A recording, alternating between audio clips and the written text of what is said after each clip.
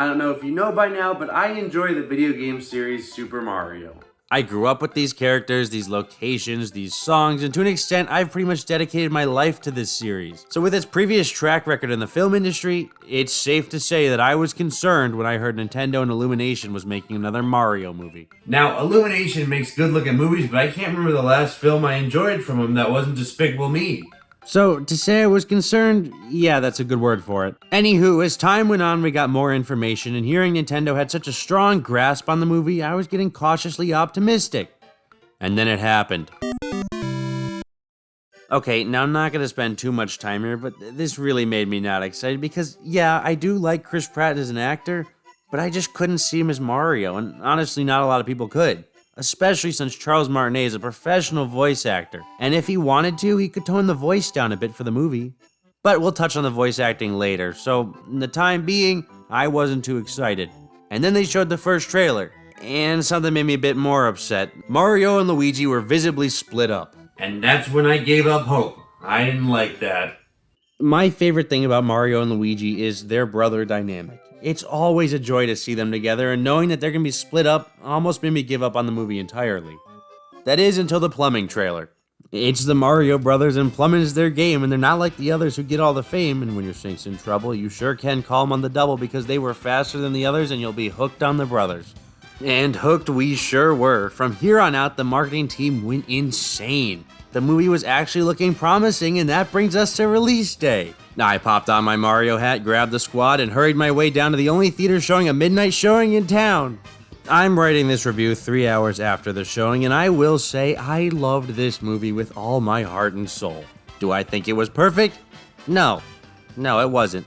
But this movie felt like it was tailor-made to me, and I'll explain why as we go. The Super Mario Bros. Movie is an action-packed, non-stop explosion of Mario goodness. It's packed with blink-and-you'll-miss-it Easter eggs not only in the plot, but the sound effects and the backgrounds and the background music. It's a story about Mario on his way to save his younger, more frightened little brother Luigi. To do that, he must navigate the Mushroom Kingdom with Princess Peach and Toad, so together they can take down the evil King of Koopas, Bowser. Now, as for the plot, it's as Mario's gonna get. You're not seeing this movie for an in-depth story, you're seeing it to watch Mario do funky things on his quest.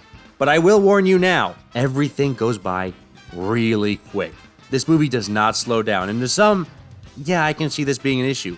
But I have attention problems. The average cinema 3-hour-long movie makes me wish I was plummeting headfirst into the dark lands because it would be a way more fun adventure than sitting in a hot, sticky movie theater for 3 hours. But the pacing is really fast, like really fast. They pack a lot of action into this hour and 30-minute film. Like, it's location to location in this movie. There's no slowing down. But on that topic, let's move on and speed things up. Let's talk about the characters. Mario was amazing in this movie. He's a real go-getter that lets nothing stand in his way, and don't you dare try to hurt his little bro Luigi. Now, Mario was my biggest fear because, obviously, the voice acting, and I will say, recently I did start to get used to Chris Pratt's Mario, but honestly, I really liked it in the movie. It felt natural. He sounded really good with his Brooklyn accent. Like, seriously, I gotta hand it to him. So much progress from what we've seen in the trailers. I was very much pleased with his voice acting. But on that topic, let's talk about my favorite character in the movie, Luigi. Now, even if he's underutilized, anytime he was on screen, you can't help but root for him. Charlie Day's Luigi is amazing. Yes, he may be a tad bit jumpier than he is in the games, but they really picked the perfect casting for him. Unfortunately, Luigi doesn't get a whole lot of screen time, especially for a movie called the Mario Brothers movie. You know, Bros, Mario and Luigi. But anytime he was there, all you could do was hope for the best for him, even in the most dire situations.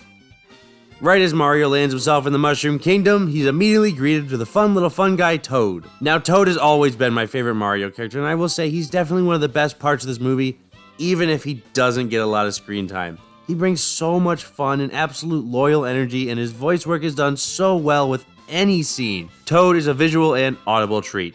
He is wonderful. Anytime you see him on screen, you know you're in for a good scene. But what's loyalty without having someone to be loyal to? So let's talk about Mushroom Kingdom royalty. Princess Peach makes her cinematic debut. And this isn't the princess we know. The only similarity to the game Princess Peach is her appearance. And honestly, this is perfect. I'm not the biggest Princess Peach fan in the games, but this version of her is fun, energetic, and an all-around good time. She's so cool in this movie. Like so much better. Complete 180 from the video games. Now, here's something I've been avoiding. Donkey Kong.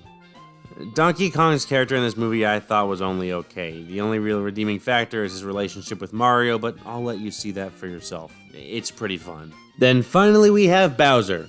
And Bowser is the perfect blend of both threatening and funny. This is just one you gotta see for yourself. I'm not gonna tell you too much about him. There really wasn't any dislikable characters. Like, even at their lowest, they're still really fun. But to go with that, the writing is really well done. I love the jokes. Each one always lands, and it's really funny. And honestly, the movie is just really pleasant and exciting from start to finish. I really only have one big complaint, and that is I really would have liked to see more of Mario going on an adventure, because like I want to see more areas. I want to see the many vast Mario worlds out there. I want to see a little more than what we saw. But hey, maybe that's for another movie. And most importantly, don't read critic reviews. If you legitimately went into the Mario movie looking for deep character arcs, a complex story, and amazing world building, do what you want, man, but that's not what you're gonna get. Mario fan or not, this movie's a fun experience, young or old.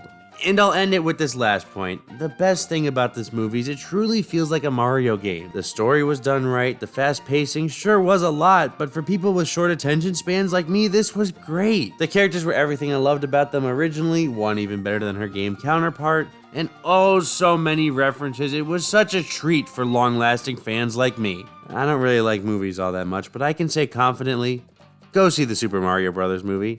It's an absolute treat from start to finish.